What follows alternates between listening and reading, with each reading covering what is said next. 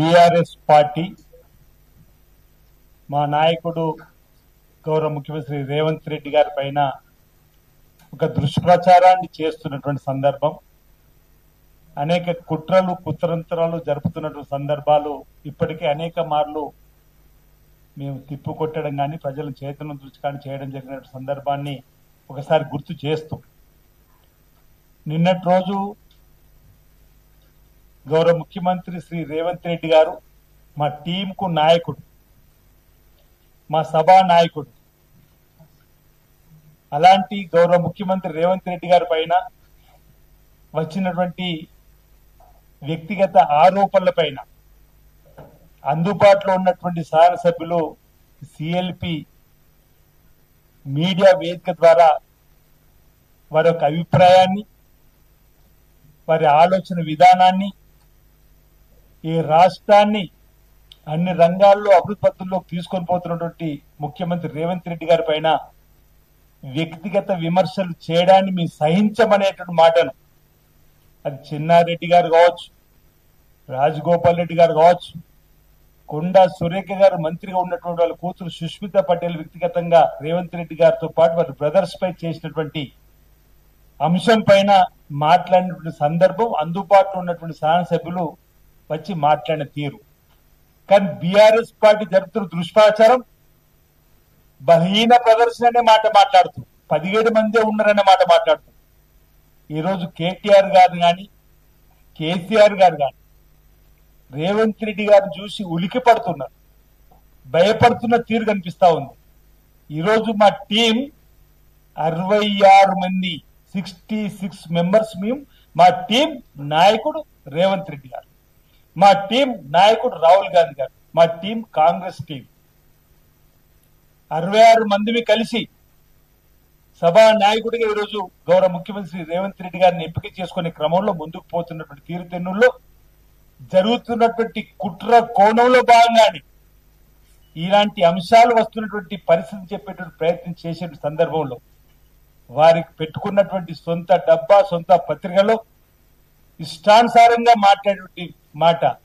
బలహీన ప్రదర్శన మీది.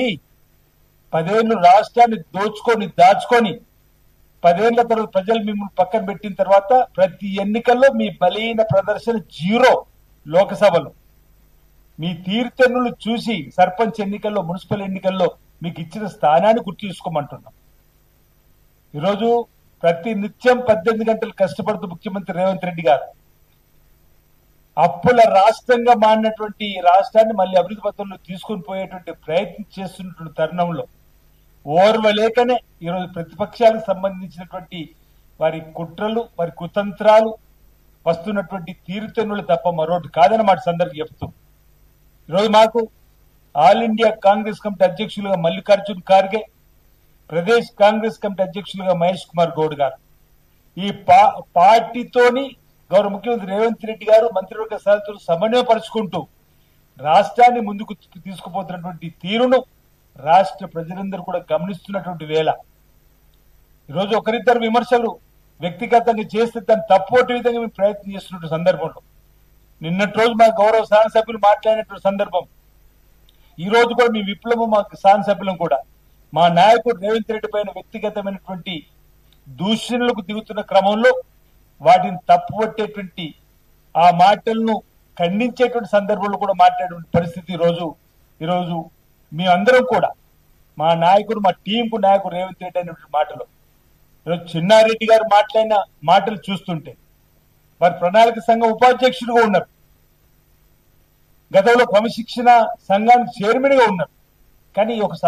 నియోజకవర్గంలో ఒక శాసనసభ్యుడి పైన ఆయన మాట్లాడినటువంటి మాటలు తప్పడుతూ క్రమశిక్షణ సంఘానికి ఇప్పటికీ అక్కడ ఎమ్మెల్యే గారు కానీ ప్రభుత్వంలో పెద్దలు కానీ క్రమశిక్షణ సంఘానికి ఇచ్చినటువంటి అవకాశం, ఈరోజు వాడు మంత్రివర్గ సమావేశాలు కూడా పాల్గొనేటువంటి సందర్భం చిన్నారెడ్డి గారు వెసులుబాటు కలిగింది. శాసనసభ్యుల్ని బలోపేతం చేసే క్రమంలో ముఖ్యమంత్రి రేవంత్ రెడ్డి గారు తీసుకున్న నిర్ణయంలో భాగంగా ఈ ప్రభుత్వం నడిచేటువంటి క్రమంలో ప్రభుత్వంలో ఉన్నటువంటి శాసనసభ్యులను బలోపేతం చేసేటువంటి బాధ్యత ఈరోజు ముఖ్యమంత్రి తీసుకునేటువంటి క్రమంలో ఈరోజు పరకాల్లో కూడా రేవూరు ప్రకాష్ రెడ్డి గారికి అక్కడ ఉన్నటువంటి శాసనసభ్యుడిగా చేస్తున్నటువంటి కార్యక్రమాలకు ముచ్చటపడి మెచ్చి మళ్ళీ వచ్చే ఎన్నికల్లో కూడా రేవూరు ప్రకాష్ రెడ్డి గారు గెలుస్తారని చెప్పిన మాట, వారే ఎమ్మెల్యేగా ఉంటుందని చెప్పిన మాటని రోజు ప్రోత్సాహంగా తీసుకోవాలి తప్ప దాన్ని కాంగ్రెస్ పార్టీ కుటుంబంలో సభ్యులను వాళ్ళు మళ్ళీ మా ప్రభుత్వం రావాలి అనేటువంటి కోణంలో ఓ ప్రోత్సాహంగా ముఖ్యమంత్రి రేవంత్ రెడ్డి గారి మాటలు కూడా ఈరోజు జీర్ణించుకోలేక తెల్లవారు ప్రైవేట్ ప్రోగ్రాంలో వెళ్లి రేవంత్ రెడ్డి గారిని వ్యక్తిగతంగా దూషణలు చేయడం, ఆ మాటలు మళ్ళీ మాట్లాడడం కూడా సభ్యత అనిపిస్తలేదు. రేవంత్ రెడ్డి గారి సోదరుల పైన కూడా సభ్యత లేకుండా మాట్లాడేటువంటి మాటలు ఏ మాటలు సుష్మిత మాట్లాడిన మాటలు ఉంటున్నాం. ఓ రకంగా సుష్మితకు అసలు కాంగ్రెస్ పార్టీ సభ్యత లేదంటున్నప్పుడు మంత్రివర్గం శాసన సభ్యురాలు ఉన్నటువంటి సురేఖ గారైనా ఇదివరకు ఒకసారి మీరే అంటున్నారు, ఇదివరకు కూడా 1-2 సార్లు జరిగింది కదా అంటే అప్పుడు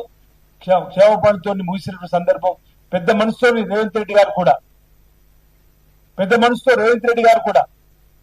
సురేఖ దంపతులు వెళ్ళినప్పుడు, మురళీ సురేఖ దంపతులు వెళ్ళినప్పుడు వారు క్షమించినటువంటి సందర్భం కూడా మనం చూసినాం. కానీ పదే అదే విధంగా మాట్లాడినటువంటి మాటలను ఈరోజు మనం ఏ విధంగా చూడాలని చెప్పిన క్రమంలో క్రమశిక్షణ సంఘానికి నిన్నటి రోజు మా ఎమ్మెల్యేలు ఏదైతే ఇప్పుడు కూడా విజయన్న మాట్లాడినటువంటి మాటల్లో ముందు ఎవరైనా పొరపాటు జరిగితే సారీ అంటాం.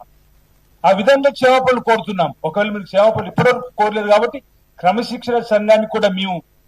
తెలియజేస్తాం, ఫిర్యాదు చేస్తాం, వారిపై చర్యలు తీసుకోవాలని చెప్పిన కోణంలోనే విజయాన్ని మాట్లాడిన సందర్భం కూడా మీకు చెప్పే ప్రయత్నం చేస్తూ,